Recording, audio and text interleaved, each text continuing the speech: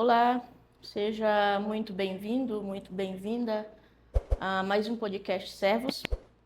E no episódio de hoje nós vamos conversar sobre um tema que é central, a fé cristã, mas que muitas vezes é olhado com certa distância, olhado com um olhar de complexidade e relevado a uma posição de não é apenas para teólogos, que é a doutrina da Trindade. E ao longo desse trimestre nós vamos abordar, esse tema, essa doutrina, é o eixo central das lições da Escola Bíblica Dominical. E desperta sempre perguntas muito importantes, tanto por parte dos alunos como por parte dos professores.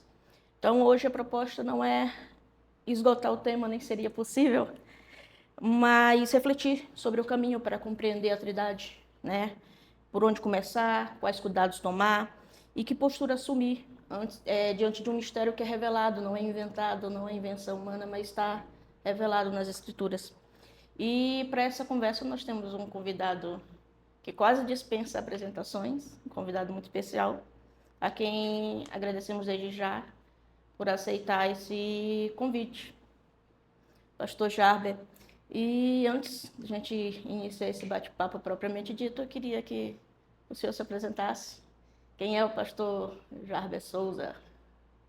Paz, Rebeca. Olá, gente boa, a paz do Senhor. Graças a Deus. De volta a casa, né? Muitas aulas foram gravadas, muito conteúdo foi produzido aqui, ideias, projetos que hoje estão em execução. Eu sou pastor assembleiano, professor da Escola Bíblica Dominical, superintendente da EBD, da congregação onde minha família e eu nos reunimos toda semana. Tenho minha formação em teologia, minha formação em história, mas dedico mais tempo ao estudo da teologia até por causa do ministério pastoral. E sou um contínuo aprendiz. Não existe essa de esgotou, chegou, parou. Um diploma, um certificado não resolve o problema. Parte boa é que você aprende a amar o estudo e o assunto da doutrina da Trindade é indispensável, é essencial e nós vamos conversar, pelo menos de forma clara e objetiva, mostrando o caminho que deve ser trilhado, se nos for possível. Para começar, eu queria partir de uma percepção que é muito comum entre os cristãos. Como eu já disse, essa doutrina é sempre colocada numa posição de é muito difícil, é muito distante, é coisa de teólogo. E na sua avaliação, por que a compreensão da Trindade costuma parecer tão complexa aos cristãos comuns? E, de fato, ela é complexa. Primeiro, devemos entender que a Trindade não se compreende, não se entende. A Trindade é para ser crida e contemplada.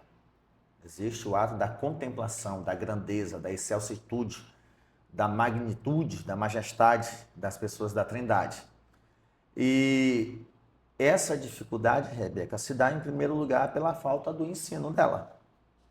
Praticamente não se ensina o mínimo sobre ela. Historicamente, a pessoa do Espírito Santo no protestantismo passou a ser mais notado, mais percebido em resposta aos movimentos de santidade e posteriormente ao movimento pentecostal. O saudoso Dr. Paulo Aires, saudoso doutor e mestre metodista, pesquisador do movimento pentecostal, ele dizia que o movimento pentecostal trouxe o Espírito Santo para a sala. E nós damos essa ênfase no Espírito Santo, no Espírito Santo. Mas ainda assim nós temos, por exemplo, na prática, a dificuldade de num culto dizer glória ao Espírito Santo. Geralmente a glória a Deus é associada ao Deus Pai. Lá atrás se estabeleciam, em todo lugar se estabelece algumas regrinhas, né? Olha, a forma certa de orar é pedir a Deus em nome de Jesus. Então cria-se aquela ideia, e se eu pedir ao Espírito Santo, será que Deus vai olhar e dizer, rapaz, eu queria te dar, mas tu pediu para a pessoa errada, né? E a nossa declaração de fé, que é um livro mais ou menos dessa espessura, um pouco mais, ela tem um resumo da doutrina, das doutrinas centrais que nós cremos, e ela é muito objetiva, e ela tem lá uns conceitos sobre a Trindade, que nós cremos, ensinamos e professamos, e já ajuda bastante. Então, primeiro, não se ensina sobre isso. Essa é, em toda a história da Escola Bíblica Dominical no Brasil, é a primeira revista sobre o assunto. Em outras lições, nós já estudamos sobre a Trindade, em uma lição só, nunca em um trimestre. Sempre de forma pontual. Já estudamos sobre o ser de Deus, os atributos dele, em uma lição só. Já estudamos sobre a humanidade e divindade de Jesus numa revista só. Já estudamos várias vezes sobre a ação do Espírito Santo, mas a Trindade Santa é a primeira vez numa denominação que já tem mais de 110 anos, tá bom? Mais de 110 anos. E, embora na prática nós vivamos a Trindade, nós temos essas dificuldades. Então, por ser complexa e o estudo até aqui já feito nas nossas congregações, compartilhado nas redes sociais, a gente percebe, de um lado, o receio, porque não tem como compreender totalmente. E, em segundo lugar, os obstinados que entendem que é daquela forma e essas pessoas não consideram, por exemplo, as formulações conciliares, são pessoas que entendem de uma forma, eles não levam em consideração os debates calorosos que houveram, o que resultou no Concílio de Nicéia, no Concílio Niceno-Constantinopolitano, o Credo Niceno-Constantinopolitano. Existem irmãos nossos e até pastores que entendem que credo é coisa da Igreja Católica, credo, Pai Nosso, e a nossa declaração de fé, ela está, em primeiro lugar, alicerçada na Bíblia Sagrada e nos 4 primeiros concílios. No final da nossa declaração de fé, nós temos lá o credo apostólico, o credo niceno, o credo constantinopolitano, se não me falha a memória, o credo de Calcedônia, que é uma explicação básica. Então, a Trindade, ela é complexa e, de certa forma, ela é deixada de lado, e isso dificulta. E levando em consideração, né, essa sensação de distância que é muito frequente, é interessante pensar que, além da complexidade do conteúdo em si, a forma como a gente se aproxima dele tem grande influência na maneira que ela é compreendida. E eu entendo que, para compreender corretamente a doutrina da Trindade, é preciso percorrer um caminho. Isso não se limita, longe disso, a memorizar definições, a memorizar concílios e credos. Não é algo meramente racional, plenamente racional. E eu gostaria de perguntar ao senhor, que tipo de preparação você considera essencial antes de abordar e compreender a doutrina da Trindade? Inclusive não no sentido de discordar da CPAD, do autor, mas o professor trata de um assunto com várias abordagens, né? Várias metodologias. Eu penso que nós deveríamos começar entendendo como os judeus compreendiam a Trindade. Primeiro, eles não tinham ideia de Trindade, porque a revelação de Deus lá no Antigo Testamento é uma forma de se opor à idolatria, ao politeísmo. Se diz muito que os israelitas eram monoteístas. Eles criam no único Deus. Mas existe uma pesquisa, uma linha de pensamento muito interessante, porque a própria história dos hebreus mostra que eles eram idólatras. Eram idólatras. E o termo seria enoteístas. O que é politeísmo? Existem e cremos em vários deuses. Monoteísmo, existe só um e nós cremos nesse um. Mas o enoteísmo existem vários deuses, cremos nesses deuses, mas adoramos só um. Então, o povo hebreu se encaixa nesse enoteísmo. Porque eles saíram do Egito, Rebeca, Deus estava dando a lei para Moisés, eles pegaram um bezerro e disseram, é esse daqui. Não foi um mero desviagem, tá, gente? Ali foi uma apostasia. A apostasia é você renegar o que você creu. Não dá para mudar de opinião. O apóstata não tem jeito. Por isso que Deus mandou exterminá-los. Então, nós precisamos compreender como os judeus entendiam a divindade. Só existe um único Deus. Existia a ação do Espírito Santo, inclusive no livro de Juízes, que eu costumo dizer que é o livro mais pentecostal do Antigo Testamento, né? O Espírito Santo está agindo, eles criam no Espírito de Deus, mas não era preocupação eles fazer essa distinção. O que é o Espírito Santo? Mas se percebe no Novo Testamento, que eles entendiam, no Antigo Testamento, que eles entendiam o Espírito, por exemplo, como uma força de Deus, a presença divina, um atributo divino, mais ou menos como as testemunhas de Jeová hoje. Tá?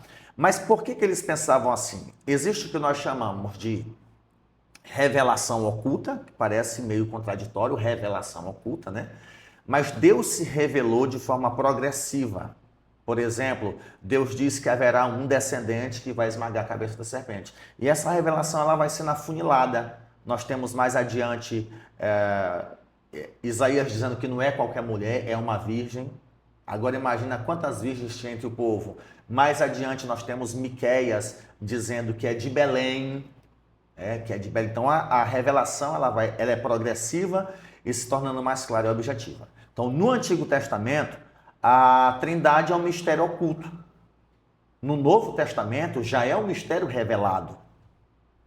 Nós temos nos primeiros 3 versículos da Bíblia, Deus criou, o Espírito pairava e nós temos de forma oculta o verbo e disse Deus haja luz. E quando Moisés escreveu isso, provavelmente mais de 2000 anos depois que aquilo aconteceu, ele não tinha essa ideia de que existem 3 pessoas na divindade. Então vamos lá. Como os judeus compreendiam? Existe um Deus que está no céu e age na terra. Mas havia a esperança messiânica, virá o Messias. E aí isso nos ajuda a compreender o judaísmo do Segundo Templo ou do Novo Testamento. Alguém diz, mas os apóstolos eram judeus e criam. Até que ponto? Jesus Cristo morreu e está lá o texto. E então eles entenderam, e então eles compreenderam. Jesus está subindo para o céu e antes de subir o pessoal, sim, e a concretização do projeto, Israel, como é que vai ser, quando é? Então eles não compreendiam totalmente. Aí a pessoa diz assim, mas tem o judeu messiânico. O judeu messiânico não é judeu cristão. O judeu messiânico, ele acredita que Jesus é o Messias, mas não crê que Jesus era Deus. Era um profeta, abençoado por Deus, que foi para o céu e vai voltar. Então esse judeu ele precisa ser mais do que messiânico, ele precisa entender que Jesus não é só um Messias político, ele é Deus, ele é rei, ele é Senhor. Então o judeu ele precisa de uma conversão. Mas pastor, e como eram salvos no Antigo Testamento? No Messias que viria, que eles não sabiam quem era, mas eles creram na promessa de Deus. Nós somos salvos no Messias que já veio. Então nós temos uma certa vantagem, nós temos os evangelhos, a história de Atos, as epístolas, nós temos a história da igreja. Então nós temos um terreno para pisar em cima. Os judeus do Antigo Testamento não. E eles tinham tanta dificuldade de entender a Trindade que eles mataram Jesus. Todas as vezes que Jesus se intitulava Filho de Deus, se intitular Filho de Deus é equiparar-se a Deus. Se eu sou Filho de Deus, eu sou Deus. Então eles tentaram várias vezes matar Jesus e não perderam a oportunidade quando eles tiveram a oportunidade de mandar crucificá-lo. Então, por que eles mandaram matar Jesus? Porque Jesus era, em primeiro lugar, um impostor no império. Segundo, para os revolucionários, ele não estava disposto a fazer uma revolução para derrubar Roma. E terceiro, um cara desse dizer que é Deus. Então, se eu não entender como os personagens da Bíblia compreendem a Trindade, nós não vamos compreender. Segundo, compreender as heresias sobre a Trindade. Por quê? É mais ou menos assim. Nossa criação foi, não faz isso, não faz aquilo. Por quê? Porque faz mal. E ninguém apontava ao certo. Então, assim, nós aprenderíamos mais sobre a Trindade se primeiro nós aprendêssemos a forma equivocada sobre a Trindade. O que é adocianismo, o que é subordinacionismo, o que é o arianismo. Olha, então isso aqui é herético, eu não devo criar assim. Aí nós vamos pontuando, estudando a Trindade, não, mas isso aqui leva para o subordinacionismo, né? E aí nós temos até a pergunta para falar sobre as heresias. Então eu jogaria essa ordem, compreender como os judeus compreendiam a divindade, que os judeus são os primeiros cristãos. Imagina Paulo. Paulo acreditava em Jesus. Jesus foi um personagem histórico. Jesus esteve na Judéia. Jesus morreu, ressuscitou. Só que nem todo mundo viu Jesus ressuscitado. E ainda, nem todo mundo viu esse Jesus subindo para o céu. Então, para Paulo e muitos outros, Jesus era esse impostor que estava morto, sepultado. Embora Paulo não acreditasse que ele fosse Deus, ele conhecia a história. Olha, o povo diz que ele é Deus, que ele é Senhor. E eu vou prender todo mundo que pensa assim. Quando Jesus se revela para Paulo no caminho de Damasco, Ele não tem dúvida, ele é obrigado a acreditar que Jesus é Deus. E então, a sua mentalidade ela não é substituída, ela é ampliada. Ele só precisa ajustar a sua fé judaica à fé cristã. Então, nós precisamos pensar nisso. Os judeus antes de Cristo e os judeus a partir de Cristo. Tanto os que criam em Jesus como aqueles que não criam. A primeira perseguição da igreja em Atos é feita pelos judeus. Pedro e João são presos e os sacerdotes, os fariseus dizem, olha, só não fala do nome de Jesus. Então nós temos esses dois grupos de judeus no Novo Testamento, os que criam que ele era Deus e os que não criam, mas não podiam negar a pessoalidade dele. Então existe essa escada que eu entendo que é interessante para a nossa compreensão sobre ela, né? Sim. E muito interessante essa explicação sobre o monoteísmo, que ela é o cerne da nossa próxima pergunta. Porque muitos cristãos, eles afirmam, né, creem em um único Deus. Mas na hora de explicar isso biblicamente, acontece a falha, acontece, né? E até que ponto uma compreensão frágil do monoteísmo afeta o entendimento da Trindade? É interessante. A Bíblia não fala que não há outros deuses. A Bíblia fala que não há Deus como o nosso Deus. Ou seja, existem, Felipe, outras divindades. Existem outros deuses. O próprio diabo é tido como um deus deste século, desse mundo. Então, existem outras divindades. O que não existe é Deus como o nosso Deus. Ah, mas a Bíblia diz que ele é um único Senhor. Verdade, as outras divindades não são Senhor como ele é. Não são donas das coisas como ele é. Então, existem outros deuses, existem outras divindades, mas que não se equiparam ao nosso Deus. Isaías 40. Com quem é que vocês vão me comparar? Com quem é que vocês vão dizer que eu me pareço? Então, Deus é incomparável. A ideia frágil do monoteísmo é isso. Ah, mas não existem outros deuses. Existem. Não existem como esse Senhor. Então, monoteísmo explica também essa atitude dos judeus do Novo Testamento. Toda a história dos hebreus é uma história de idolatria, de rebeldia contra Deus. Esse povo, Rebeca, é curado da idolatria na Babilônia. Eles sem templo, sem terra, eles cultivam o hábito da leitura e da oração nas sinagogas. Então, esses 70 anos na Babilônia cura eles da idolatria. Inclusive, Jesus os critica de forma elogiável, como, por exemplo, eles dizimam até do coentro. Jesus está ali levando em consideração que nós devemos observar demasiada justiça deles. Eles são religiosos já demais, ou seja, se antes do cativeiro eles adoravam qualquer coisa, depois do cativeiro, Jesus é legal, mas ele diz que é filho de Deus.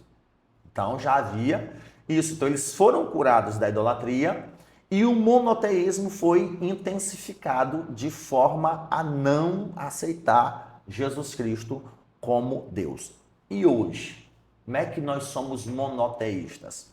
E aí entra a dificuldade de nós compreendermos a divindade. Quando nós estudamos teologia, lá na base, existe a doutrina do conhecimento de Deus, que é a cognoscibilidade, de que é possível conhecer a Deus, mas não o suficiente. Outros já dizem que não é um ateísmo, é o agnóstico. O ateu diz, não existe Deus. O agnóstico diz assim, pode até existir, mas não tem como saber. Então existe essa incompetência da nossa parte de conhecer a Deus como de fato ele é. E diante disso, nós admitimos que nós somos criaturas limitadas tentando entender o Criador ilimitado, transcendente, ou uma linguagem do Dr. Heber Campos, ele é totalmente outro. Então nós jamais vamos chegar lá a não ser como fruto da glorificação na eternidade. Então o que nós podemos compreender sobre a Trindade? Aí nós temos uma dificuldade de matemática, são 3 que na verdade são 1. Nós temos uma dificuldade de explicar com base na língua portuguesa, os 3 são 1. E nós temos dificuldade de explicar a Trindade teologicamente. Então, aí entra um caminho que ainda é falho, que é o caminho das analogias, que nós temos uma pergunta sobre isso. Então, eu sou monoteísta, mas aí eu olho para Jesus. Rapaz, Jesus é Deus. Ah, mas o Pai também é Deus. Olha, o Espírito Santo é Deus. Não, ele é Deus mesmo. Mas como é que os 3 são? Não tem como entender. Mas aí eu fico com a frase que é atribuída a Agostinho, não sei se é dele, ele diz assim: se você tentar compreender a Trindade, você perde a cabeça, ou seja, fica louco. Mas se você negá-la, você não tem como ser salvo. E aí eu digo, é melhor ficar doido do que perder, né? Então creia no Pai, creia no Filho, creia no Espírito. Não há conflito, não há briga, não há inveja, né? Não há remorso. Jesus ficar assim. Às vezes nós damos filho para Jesus, oramos, Jesus faz isso, Jesus, Jesus. E pelo hábito de encerrarmos a oração, dizemos assim, em nome do teu filho. Então, nós temos dificuldade de explicar o inexplicável. Repito, é para crer e ser contemplado. E quando essa compreensão não está bem ajustada, começa a surgir os extremos, né? Na sua opinião, onde é que os cristãos mais se confundem? Em achar que a Trindade é politeísmo ou tentar reduzi-la a uma unidade simples demais, demasiadamente reduzida? Exatamente. A tentativa mais comum é modalismo. Entendê-lo como uma única pessoa que se manifesta de três formas diferentes. Existem irmãos que acreditam piamente nisso, alguns por ignorância, outros por apostasia mesmo.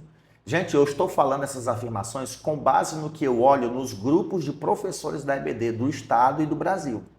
Existem irmãos que acreditam que Deus se apresentou pedagogicamente como pai, esse pai se manifestou em outro tempo como filho, e então esse filho diz assim, eu tenho que ir, porque se eu não for, o outro não virá. Então é mais ou menos assim, tá vendo a charada? Ele sobe para voltar como espírito, ou seja, seriam os três modos de revelação divina, e não é isso.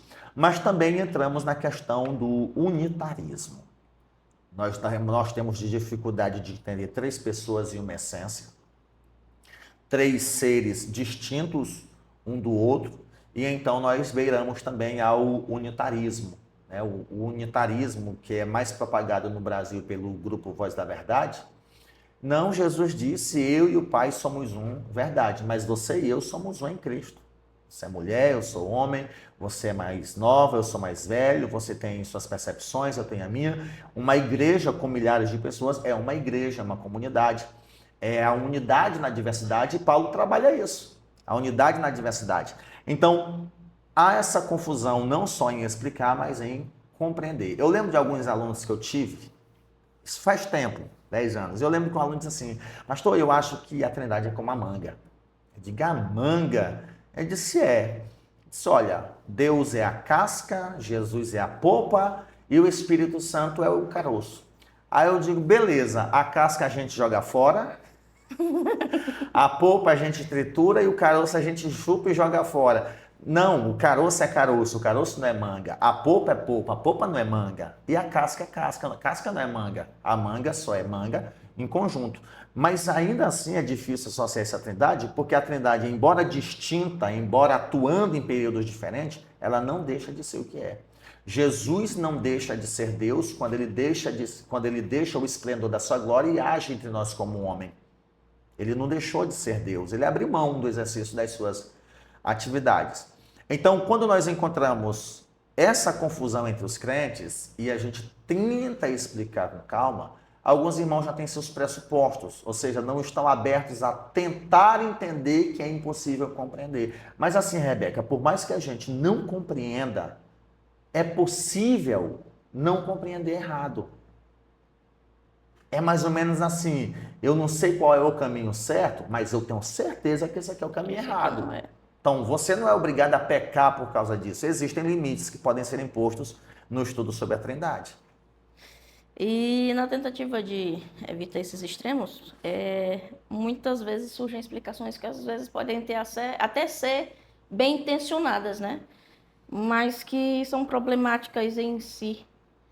E a gente vem para as analogias, né? Algumas explicações populares tentam tornar a Trindade mais fácil, mais acessível, ou até simplificando-a, né? E essas, na sua opinião, eu já a conheço, mas explique para quem nos ouve, para quem nos assiste. Se essas tentativas elas ajudam ou acabam criando distorções dessa Todas doutrina? elas. Eu comentei isso na internet, um amigo me forneceu uma analogia de John Wesley, eu vou encerrar com ela. É exatamente isso, mas a gente tentar, as metáforas elas são necessárias, mas elas são muletas para se compreender uma verdade difícil. Mas quando se usa muita muleta, ela atrofia, né? Então a pessoa precisa se exercitar e abandonar as muletas. A Trindade não são 3 modos de revelação divina. Ele se revela primeiro como Pai, e essa mesma pessoa como Filho, e depois como Espírito. Bom, o modalismo é um problema porque Apocalipse diz que na cidade estará o trono do Cordeiro e o trono de Deus Pai. Aí o Espírito Santo vai continuar agindo nos crentes em toda a eternidade, né? Nós temos dificuldade de crer no modalismo por causa da própria verdade escriturística. O batismo de Jesus é um dos casos mais claros. Então vamos lá. Pense na água e os seus 3 estágios, né? Tem seus 3 modos. A água, o estado líquido, e então ela também se torna gelo, que é o sólido, e se torna vapor. Líquido, sólido e vapor. E gasoso. Mas o gelo não é água. Gasoso, né? O gelo não é água. Ele pode derreter e voltar a ser água. O vapor não é água. Então, assim, o Espírito Santo sozinho, ele é Deus. Jesus Cristo sozinho, ele é Deus. O Pai sozinho, ele é Deus. Os 3 juntos são Deus. Então, a água favorece o modalismo. 3 modos diferentes de se apresentar. Então, a água não é legal. O Sol, existe o Sol astro, existe o raio, que é a luz, e existe o calor causado pelo raio. Só que o calor não é luz e nem é o Sol. O raio e a luz do sol não é nem o calor e nem o sol. Jesus é Jesus, o Espírito é o Espírito e o Pai é o Pai. Então a analogia do sol não bate. Nós teríamos outra analogia de nós mesmos. Por exemplo, você me olha como pastor, a minha esposa me olha como esposo e os meus filhos como pai. Mas eu sou só uma pessoa e isso ainda favorece o modalismo. A questão do papel social. Com a minha esposa eu não ajo como pastor. Com os meus filhos eu não ajo como esposo. Então, é uma pessoa que tem um papel social. Não é isso que acontece com a Trindade. Da mesma forma com o ovo. O ovo só é ovo estando junto. A casca do ovo é casca do ovo. A casca não é ovo. A clara é clara, a gema é gema. E tem até alguns que acrescentam. E a pelezinha entre a clara e a Eva. Então, nenhuma analogia nos facilita. Porém, tem uma situação atribuída a John Wesley que ele não afirma, ele pergunta. Inclusive, isso me foi lembrado por um membro, filho de um membro da igreja de Pedreiras, o Valdson, que é de berço assembleiano, mas hoje está plantando uma igreja presbiteriana em Ribeirão Preto. E ele me forneceu essa frase de John Wesley. Me explique como podem existir 3 velas num lugar e uma só luz. Existem 3 velas e uma só luz. Que eu te explico a Trindade. Então, se a gente for esmiuçar, tem aí as arestas, mas faz sentido. São 3, nós temos aqui uma luminária, 2 e temos 3. E só tem luz. Uma única luz, a gente não tem como dividir a luz não se separa, a luz é indivisível. E nesse aspecto da essência, da substância, é aplicada a Trindade. Não é um pouco de Deus no Pai, um pouco de Deus no Filho, e nem um pouco de Deus no Espírito Santo. Os 3 são Deus. Totalmente Deus. Completos. Alguém fez uma explicação sobre 3 frascos de perfume. 3 frascos de Malbec, por exemplo, aqui. E cada frasco é distinto e tem a sua mesma essência e o seu mesmo preço. Talvez isso se encaixe na questão das velas, né? Mas ainda assim tem as suas limitações. Por exemplo, a vela se desgasta à medida em que produz luz. A divindade não se desgasta. O perfume, ele perde a sua essência, perde o seu cheiro, perde a sua flagrância, Então, também não se aplica à Trindade. Então, irmãos, não usar analogias. Existe a pessoa do Pai, a pessoa do Filho e a pessoa do Espírito. Os três são unidos desde a eternidade, são coexistentes, são autossuficientes, autoexistentes. Um não precisa do outro para sobreviver, no entanto, estão eternamente unidos. E nada melhor do que a palavra de João no início do seu evangelho. Então, elimina aí as analogias, não vai dar certo.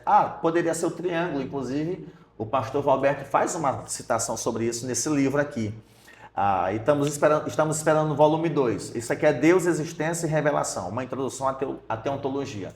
Por exemplo, o triângulo. O triângulo é um elemento com 3 lados ou 3 pontas diferentes. Mas se você arranca um lado do triângulo, ele deixa de ser triângulo.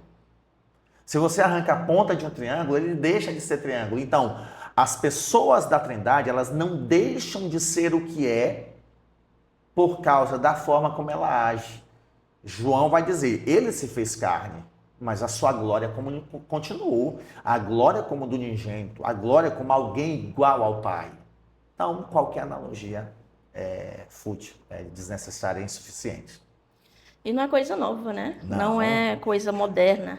Historicamente, essas tentativas de resolver a Trindade, elas marcaram profundamente a história da Igreja. E muitas heresias surgiram nesse percurso histórico, né, da Igreja tentando resolver racionalmente a Trindade. E o que isso nos ensina sobre os limites da razão na compreensão dessa doutrina? Pois bem, a forma como eu compreendo, a forma como eu tento explicar pode nos levar à heresia. Gente, em se tratando de Trindade, não é um mero erro teológico.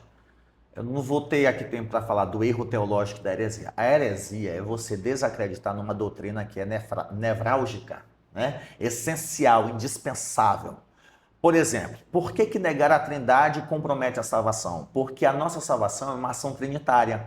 Deus é o arquiteto, Jesus Cristo é o executor, mas Jesus não precisa morrer hoje para salvar alguém. A obra que ele fez lá atrás é aplicada hoje no Espírito Santo. Então, negar a Trindade é negar a eficácia da salvação. A salvação ela não foi realizada só por Jesus. O que Jesus fez foi algo planejado pelo Pai, em consentimento com o Filho e com o Espírito Santo. Certo? Então, negar alguma coisa relacionada à Trindade ou a uma das pessoas da divindade é beirar a heresia. A heresia não é um mero discordar teológico, é negar uma doutrina essencial. E aí nós temos, por exemplo, o adocianismo. O que é o adocianismo? Jesus Cristo foi somente homem até o dia do seu batismo. Mas na hora do seu batismo, em que o Espírito entra nele, Deus olha e diz, agora sim. Agora eu tenho prazer nele, eu quero ele, é meu. Inclusive existe no mundo uma seita que publica e distribui livros gratuitamente sobre essa ideia do nascer da água e do Espírito, que defendem por A mais B que Jesus se tornou Deus a partir do batismo e que ele não era Deus até o batismo. Entendem? Então ele se tornou no batismo. Por quê? Porque ele recebeu o Espírito e Deus disse, agora ele é meu filho. Isso é heresia. João vai dizer, ele era o verbo, ele é antes de todas as coisas, pré-existência, ou seja, nem sempre ele teve corpo, mas ele sempre existiu. É o que a gente chama em teologia de pré-existência. Então, o que é o adocianismo? Deus adotou Jesus no batismo.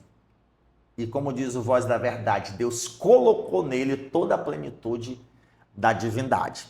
E aí nós veremos também o arianismo. Eu costumo dizer que esses hereges, eles nem sempre faziam isso por obstinação. Tipo assim, esse aqui é o certo e eu vou ensinar é o errado.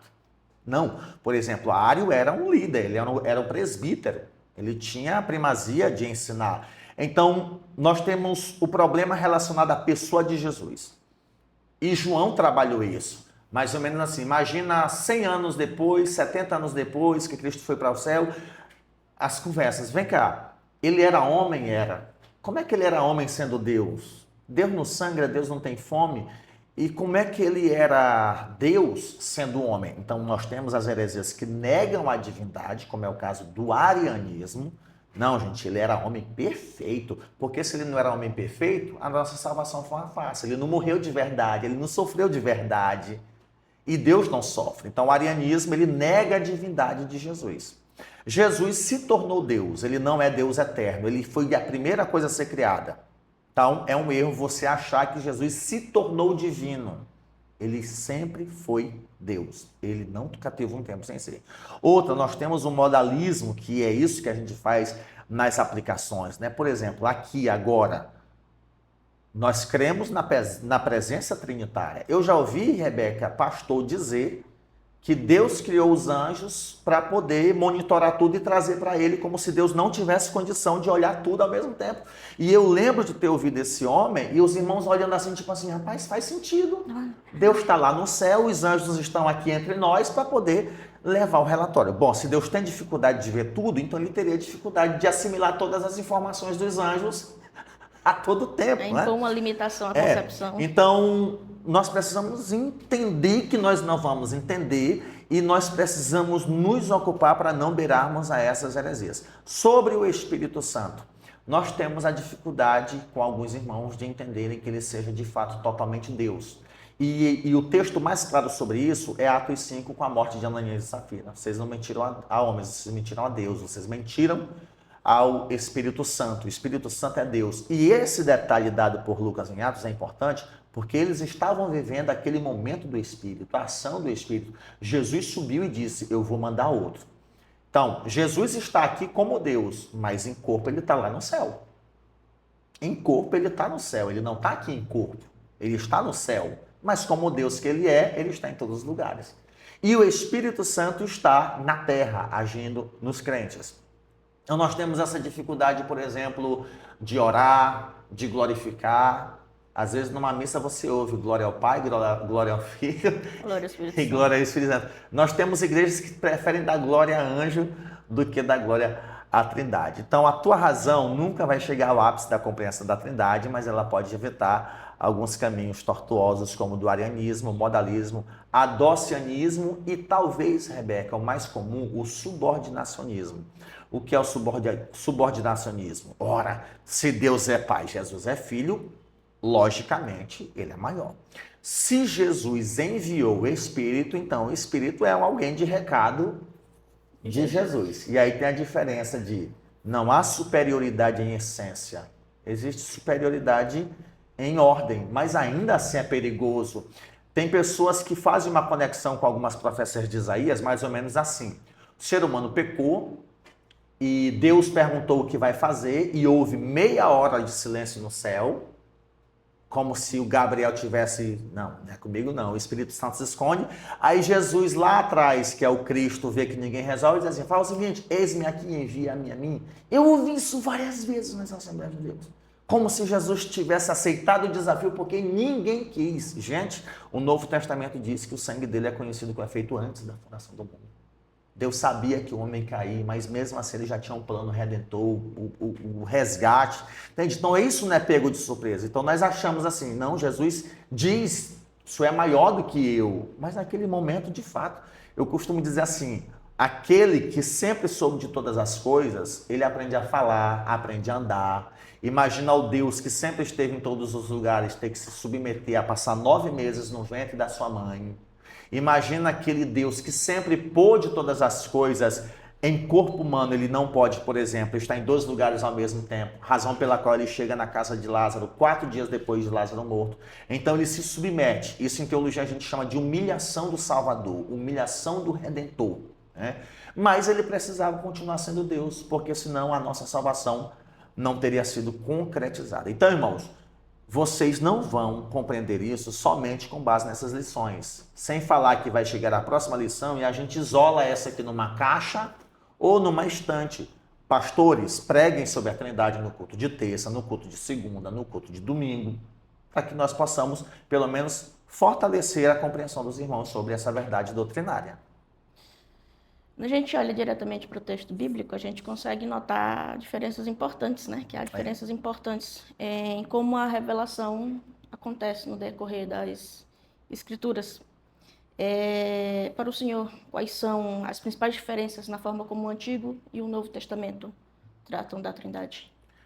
O Antigo Testamento, ele fala claramente sobre a ação de Deus e a ação do Espírito Santo, como Deus, ou o Espírito de Deus, do Espírito do Senhor. Os personagens bíblicos tratam da pessoa de Deus e do Espírito Santo de forma distinta. Algo muito comum é Salmo 51, Davi pede a Deus, não retire de mim o teu espírito. Ele entendia que o espírito era a presença de Deus dentro dele. Alguém pergunta, mas será se Davi ainda tinha, depois de tudo que ele fez? Esse sentimento é exatamente originado da ação do Espírito Santo, né? Originado do Espírito Santo. Mas deixa oculto a ideia do Filho. O povo no Antigo Testamento não tinha essa ideia. Esperava o Messias, o Salvador, o Redentor, e à medida em que a história de Israel vai se desenvolvendo, ele sempre em opressão, tem aquela ideia do Messias político, do Messias libertador. Mas não foi sempre assim. Antes do povo de Deus, imagina os povos mais próximos de Adão e Eva. Não, Deus prometeu para ela que vem um. Isso explica a alegria dela quando Sete nasce. Olha, Deus se lembrou de mim, Deus me deu no lugar de Abel. Tipo assim, a esperança messiânica ressurge. Então, sobre a pessoa do Filho, existem alguns debates teológicos que colocam o anjo do Senhor como sendo uma identidade do próprio Cristo. Também o quarto homem da fornalha, né? O quarto ser na fornalha. Mas ainda assim, para aquelas pessoas não era o Cristo, porque eles não tinham noção do que era o Cristo. O anjo do Senhor aceita oração, mas era comum as pessoas diante de algo que era espiritual se ajoelhar, se curvar. Alguns rejeitam. Então, no Antigo Testamento a gente encontra Pai, Espírito Santo. Claramente. Já o Novo Testamento é mais claro. Desde a concepção vai estar sobre ti o poder do Altíssimo. O santo que em ti há de nascer é gerado pelo Espírito Santo. Então temos ali já a menção da Trindade Santa. Nós temos a menção da Trindade Santa no batismo de Jesus e em outros exemplos da Escritura Sagrada mais comum, como a bênção apostólica proferida por Paulo, a própria descida do Espírito Santo, o sermão de Pedro. Pedro fala que ele foi enviado por Deus, foi morto pelos judeus e Deus enviou o seu Espírito. Inclusive, Pedro, fazendo menção do Antigo Testamento, ele se refere a Davi da seguinte maneira: e Davi profetizou sem saber sobre o corpo de Cristo, que o Senhor não permitirá que o corpo do teu santo veja. Ou seja, Davi estava falando dele. Mas os judeus entendiam já no tempo de Jesus que era uma referência ao Cristo. E Pedro faz questão de dizer, ele profetizou sem saber. Então nós não temos um problema em começar do Novo Testamento, porque o Novo Testamento é mais claro. Uma expressão forte, Rebeca, que na minha adolescência eu tive dificuldade de entender, é a narrativa do Evangelho que diz assim: e depois que Jesus foi batizado, olha só a profundidade disso. Jesus foi batizado, ele foi levado pelo Espírito Santo para ser tentado pelo diabo. Todo crente quer ser cheio do Espírito Santo para pregar, cantar, fazer cair fogo do céu, derrubar a gente, pregar com poder. Mas nenhum crente quer ser cheio do Espírito Santo para ser tentado pelo diabo, resistir à tentação. Então esse texto é forte. O Espírito Santo levou. E durante a tentação de Jesus, o próprio Satanás faz essa distinção. Se tu és filho de Deus. Se tu és filho de Deus. Ou seja, há essa compreensão de que são duas pessoas distintas. Então, o Novo Testamento é, de fato, esse leque, levando em consideração o que diz o autor aos Hebreus, que o Antigo Testamento é uma sombra das coisas que haveriam de ser reveladas. No momento que o senhor aceitou o convite para o podcast e entendemos por bem tratar do assunto devido ao foco que está se dando agora e a necessidade, eu dei uma pescada nos seus stories, né? E aí eu achei interessante que tinha um que falava a maneira que o senhor julgava correto, a sequência, né? Para facilitar a compreensão. E o senhor faz uma distinção, né? Diferencia de forma muito interessante a unidade da uniformidade, né? Ao falar da Trindade. Por que confundir essas duas coisas gera tanto erro na fé, na compreensão cristã? Eu digitei essa pergunta porque são duas coisas, é uma linha tênue, né? É um erro grave confundir unidade com uniformidade. A uniformidade é a ausência de distinção. nós temos a distinção de pessoas, são 3 pessoas distintas, uma diferente da outra, que não quer dizer que Deus disse, olha, um de vocês 2 aí tem que morrer. Aí um diz, eu não vou, e outro diz, pô, eu vou. Não tem essa diferença de vontade, né? É semelhante, também não é como aquele consentimento de igreja, os irmãos concordam, amém, todo mundo diz amém pela força do hábito. Então a uniformidade é a ausência de distinção, de traços de personalidade. E por mais que a gente combata isso, parece que a gente vê no Antigo Testamento um Deus mais raivoso. Mas também o povo é mais duro, é mais selvagem, entende? O Antigo Testamento usa algumas expressões humanas para Deus, que é a antropopatia, por exemplo. Deus se arrependeu do homem que fez, Deus se entristeceu do homem que fez. E nós temos, depois de Cristo, um homem chamado Marcião que colocou essa divisão. Olha, Deus Pai é zangado, é furioso, não tem nada a ver com Deus do Novo Testamento. Mas também, Rebeca, a distinção, a diferença não pode comprometer a essência do ser. Criou-se uma ideia de que o Espírito Santo, perdoe-me a expressão, é afeminado, delicado demais, sensível demais. Por algumas expressões bíblicas, não entristeçais o Espírito, não apagueis o Espírito. E é como se as pessoas tratassem o Espírito assim, Santo assim, eu pequei, o Espírito Santo faz um biquinho. Atribuindo uma fragilidade. Pronto, é como se o pecado fosse uma criptonita para o super-homem. Ele é forte, pode tudo, mas quando vê a criptonita, ele se curva, ele foge. Então, o Espírito Santo não mora em templo sujo, mas tem aquela ideia de que ele é dodói, de que ele é melindroso, de que ele é delicado. Aí vem a figura da pomba. Então, assim, o Espírito Santo é Deus. Ele é o Deus que matou Ananias e Safira, como o próprio Pai matou gente lá no Antigo Testamento. E aí você diz assim, mas Jesus nunca matou ainda.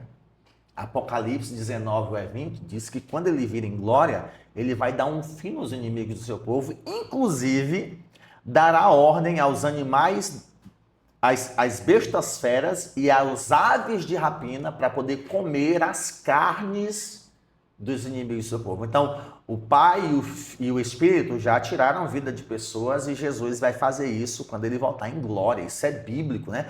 Mas Jesus veio como cordeiro. Veio, agora ele vem como leão. Então, os 3 são um só. Como você, eu e o Felipe somos uma igreja, mas nós temos distinção ou traços que nos identificam. No meu caso, a altura, no caso do cabelo.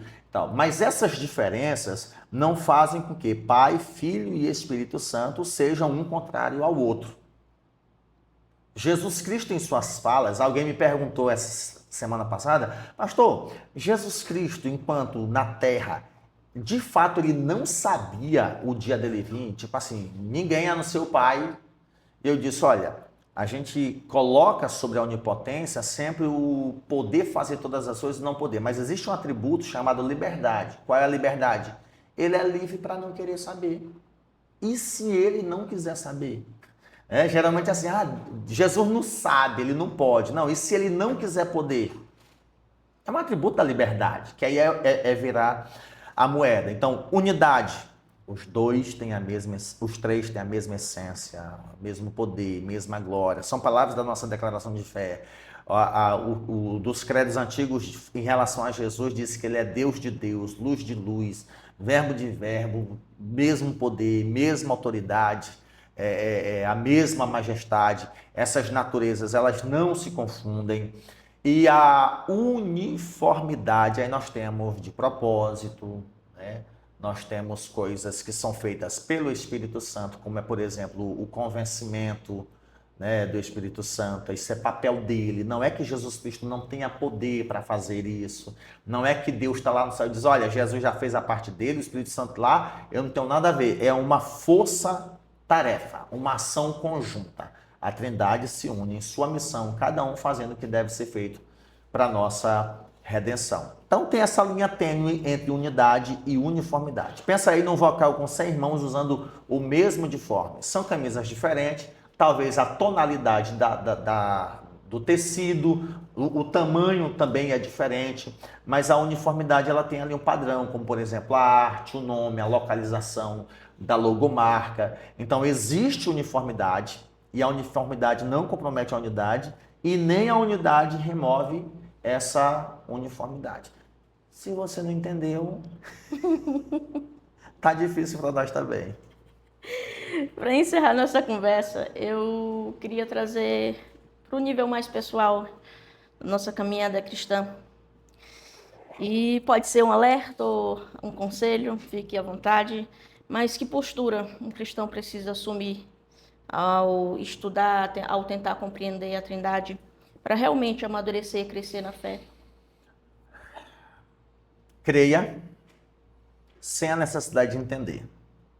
Creia nos três sem precisar negar a realidade de um. Você não precisa tentar compreender assim, como é que Jesus é tão Deus em relação ao Pai? Porque convenhamos, se um é pai, logicamente o outro é filho, é menor, um manda e o outro obedece. Simples assim. Entenda que a narrativa dos evangelhos, que é a manifestação do Filho, os evangelistas estão fazendo o que eu estou fazendo, falando para pessoas, falando para seres humanos que precisam compreender. João usa uma expressão na sua primeira carta, dizendo assim, olha, o que os nossos olhos ouviram, o que os nossos ouvidos ouviram e as nossas mãos apalparam. Ou seja, eu estou falando do que eu vi, eu estou falando do que eu ouvi, eu estou falando do que eu toquei, eu abracei ele, eu tive momentos com ele. Mas isso está falando em relação a Jesus. Ele está dizendo, ele era Deus. Todo aquele que nega que Jesus veio, que Cristo veio em carne, esse é o anticristo. Então, João precisava estar vivo nessa época em que o cristianismo estava sendo comprometido pelo gnosticismo. Então, creia no Pai, creia no Filho, creia no Espírito Santo, entendendo que existem três pessoas com a mesma vontade de nos salvar. Primeiro, crer. Segundo, contemplar. Eu não preciso pegar assim, rapaz, Jesus está falando aqui. Aonde era que estava Deus? Por exemplo, pastor, como era que Deus estava quando Jesus morreu? Paulo disse que Deus estava em Cristo crucificando consigo o mundo. Eu não tenho como mensurar, Rebeca, como é que Deus sofre. Mas eu falo uma coisa que sempre nos cultos dizia. Imagina Jesus. Provavelmente Jesus não teve repreensão da sua mãe. Provavelmente Jesus não levou uma palmadinha porque Jesus era livre da natureza pecaminosa. Então digamos que Jesus nunca apanhou. Nunca foi preciso passar pela disciplina na vara. E quando ele está com 33 anos, chega um cara e dá um murro na cara dele, dá cospe nele. Uma coisa que ele nunca sentiu. E ele, diante disso, ele fala, vocês sabem onde eu estou, vocês me conhecem e vocês vêm para cima de mim com porrete como se eu fosse cachorro. Então Jesus está sentindo algo ali que ele nunca sentiu.